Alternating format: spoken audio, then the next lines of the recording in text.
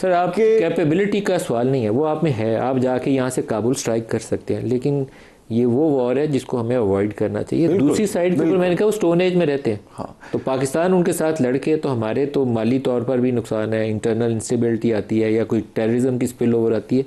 तो हमें कुछ ऐसी सूरत बनानी है कि जंग में जाए बगैर इंश्योर कर सकें कि वहाँ से टेररिज्म हमें एक तो ये करना होगा कि अफगानिस्तान और इंडिया का नेक्सस तोड़े, और वो तोड़ने के लिए और वो तोड़े मैं बताता हूँ आपको, उसको तोड़े।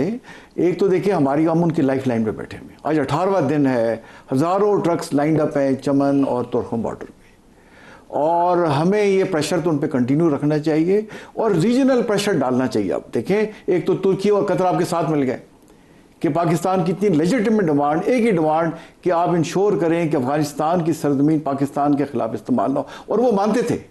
एक तो देखें उनकी सीरियसनेस देखें कि डिप्टी होम मिनिस्टर भिजवा दिए।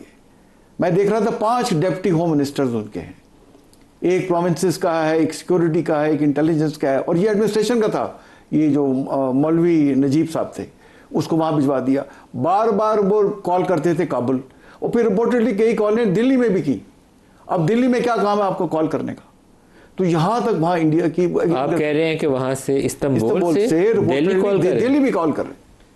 और फिर वो कहते थे हमारी डेलीगेशंस को कि जो आप कह रहे हैं बिल्कुल हम आपके साथ हैं, हम हर किस्म की अश्योरेंस देते हैं, लेकिन लिख के हमें नहीं दे सकते। अच्छा आप हमें ड्राफ्ट दे दें। अच्छा उन्हें ड्राफ्ट दे दिया, ड्राफ्ट भिजवा देते थे। मतलब ये जो उनकी देखें नॉन सीरियसनेस कि एक अपना मिनिस्टर लेवल का बंदा भी नहीं भेजा।